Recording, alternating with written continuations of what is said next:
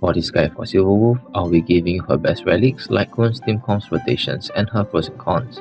For this video, I won't be going through on how she works, as I'm pretty sure everyone knows how she works already. For her required Ascension, trace materials, and skill priority, I'll just leave pictures down below as I do not want to drag the video. For Silverwolf Eidolons breakpoint, she is totally E0 sufficient. For her E1, she's able to get faster ulti uptime in 2 turns at times. Do note that it's not every 2 turns. It gives her around 20% DPS boost. At E2, you can instantly opt to build her for sub DPS instead, whereas you don't need so much effect hit rate. This gives her around 20% DPS boost again. At E4 is honestly pretty bad, though it still gives her about 25% plus DPS. At E6, it gives around 118%. Do note that the DPS percentage may seem huge, but the damage difference is very little, as Silverwolf damage is pretty low. For her best price to performance ratio, I actually recommend not to pull for Silverwolf Eidolons or Lightcone at all, as you kind of need her at E6 for her to do well as a DPS unit. If you're a whale, the max value is E1, E2, and lastly E2 plus Ninja Lightcone if you miss Silverwolf free to play Lightcone. If you do get lucky and got her twice in the same pool, which is a free E1, I still don't recommend to pull for her E2 or Signature Lightcone, since Silverwolf main priority is debuffing over DPS. Any extra damage is just a nice bonus to have. How to build Silverwolf? For her main stat, for the body you want effect hit rate. Unless you have 40% effect hit rate like cones, then you can opt for crit rate body. For the boots you want speed only. Substat priority, effect hit rate till 96.1%. After that, focus on speed till 134 or 135 or above. After that, you can focus on crit rate, crit damage, and lastly attack percentage. For speed tuning, it's preferred that she goes first or second as long as she goes before your DPS. For crit rate to crit damage ratio, you can go for 1:3 ratio instead, 30% crit rate and 90% crit damage. As long as you have 30% crit rate, you can just stack as much crit damage as you want and bet on lucky hits. For those of you who want to see the math on Silverwolf effect hit rate requirements, I'll leave numbers down below. For 66% effect hit rate, it's breakpoint for her ulti to debuff. For her skill to apply elemental weakness, it's 85%. For those who want to opt for sub DPS Silverwolf, though highly not recommended, as Silverwolf priority is debuffing over anything else. Extra DPS is just a bonus if your account allows it. For those of you who have E2 Silverwolf, for the body you can opt for crit rate body over effect hit rate instead. Substat priority would be effect hit rate till 48%. After that, focus on speed till 134 and above, crit rate till 50% and above, crit damage, and lastly attack percentage. Onto her relic set, her best in slot will be 4-piece Musketeer. This works the best with her, and it's universal with only needing 2 or more speed substat. Her second best in slot will be 4-piece Quantum. This gives her 14% plus DPS boost, but is slightly heavier on speed substat, and only recommended if you're only on a mono Quantum team or farming this set for other units too. 2-piece Passenger with Mask or Quantum will also work, but with way lower DPS output. Overall, substat is most important and is recommended to farm for whichever is more universal for your team, since Silverwolf main priority is a debuffer and not a DPS. And now for Planar Ornament, main stat for the rogue, you want attack percentage only, don't go for energy regeneration rogue with E0 or E6, as Silverwolf defense threat for her ulti will last for 3 turns, and a energy regeneration rogue doesn't give you any breakpoints. Only her E1 does give you good turn ulti at certain times for some potential small DPS boost. And for the Orc, quantum damage boost only, as elemental damage boost is the best damage multiplier. For Silverwolf Planar Ornament set, her best in slot will be the new set for the attack percentage and damage boost, with almost 0 requirements needed for Silverwolf.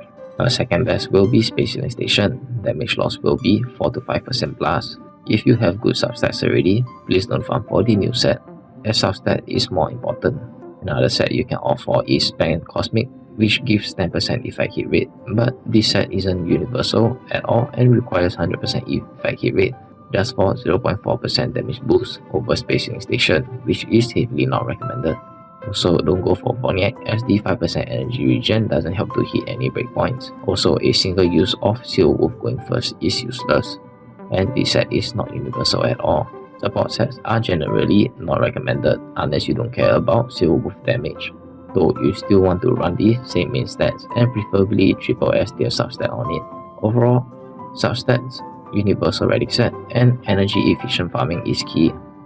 Now for Silverwolf, Lycons, I'll start from the worst to best. There are very limited options, and being a debuffer is the #1 priority over damage for Silverwolf.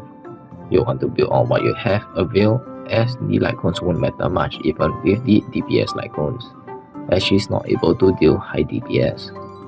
At last place, we have both Fermenta and Solitary Healing at S5. With both of these Lycons, you can S5 them for free. But the only use for these two Lycons is the break effect, though it's kind of not recommended to superimpose these two Lycons unless you have spam materials, as break effect for Silverwolf won't do that much unless you're on a monoquantum team.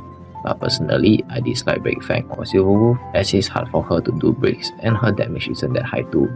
Also, break effect is useless if you don't break the enemy. At 4th place, we have Eyes of Prey. For the effect hit rate, which is nice to have, it's better to go for Eyes of Prey S1 due to the 20% effect hit rate, which will be less than hungry. S3 and above is really nice. At S5, it puts this Lycon at 2nd place or even 1st place. Even without any DPS boost, you're able to opt for E0 sub DPS Silverwolf with Crit Body instead. At 3rd place, we have Luca's signature Lycon, which gives defense threat. Even at S1, it performs pretty well, but one issue with this Lycon is that if enemies turn start before your DPS, this Lycon will be useless, and put this Lycon at last place. At 2nd place, we have both Good Night Sleep Well and Well signatures Lycon. For Good Night Sleep Well, at S1 it gives 21.3% DPS boost, at S5 it gives 42.6%. But you will need higher effect hit rate, so damage will be a lot lower. For Well signature Lycon, it gives 23.8%. For skill, 34.3%. You can opt for 78% effect hit rate at max. For Good Night Sleep Well, 78% effect hit rate at the lowest and focus more on DPS substat, though highly not recommended as Silverwolf main priority is a debuffer. Better to still aim for 96.1% effect hit rate. If you have Good Night Sleep Well at S1 is better than S5 Fermenta and Solitary Healing at S5. At 1st place, no doubt is Silverwolf free to play Lycon or her signature Lycon. With S1 you may be able to get to turn ulti at times, but not as frequent as her E1, but still nice to have with the free effect hit rate at S1. If you have Silverwolf free to play Lycon at S1, I recommend to just use it over any other Lycon, even over her signature Lycon, unless you have no use for Well signatures Lycon or Eyes of Prey at S5. At S5, you're able to opt for a Crit Body instead. For Silverwolf signature Lycon, honestly it loses out to her free to play Lycon at S5. You shouldn't pull for her Lycon as the damage difference is very little. Unless you have her at E2, only then her signature Lycon will do better. Though with E2, Silverwolf, Good Night Sleep Well or Well signature Lycon will do fine too. Overall, you should use the Lycon which you have available, which no other units are using, as DPS diff is very little, even with 20% plus DPS boost. And now for her team comps and rotations, her best scenario will be enabling a mono team. For Mono Quantum, Bronya Auto into Silverwolf Fusion into Silly into Bronya Skill. For Mono Imaginary, Roja into Yukong into Silverwolf into Imbibitor Lune, for example. As long as there's not more than 2 elements in a team, you're pretty much good to go. So should you put for Silverwolf? Definitely yes, it's worth cashing for her. For her pros and cons, pros, she can be a 2-in-1 sub DPS and debuffer. She's the best debuffer even without a mono team. She's free to play friendly, she's future proof and will never get outskilled. She enables you to clear MOC10 easily without needing to swap your DPS for a single team, and excels at any content. For her cons, she actually doesn't have any cons at all.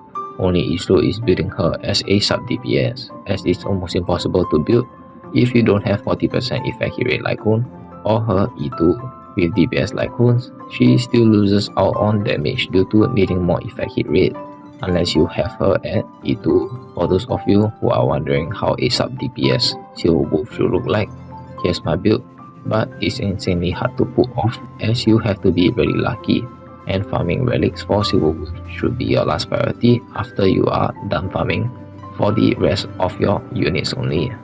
And that's it for this guide.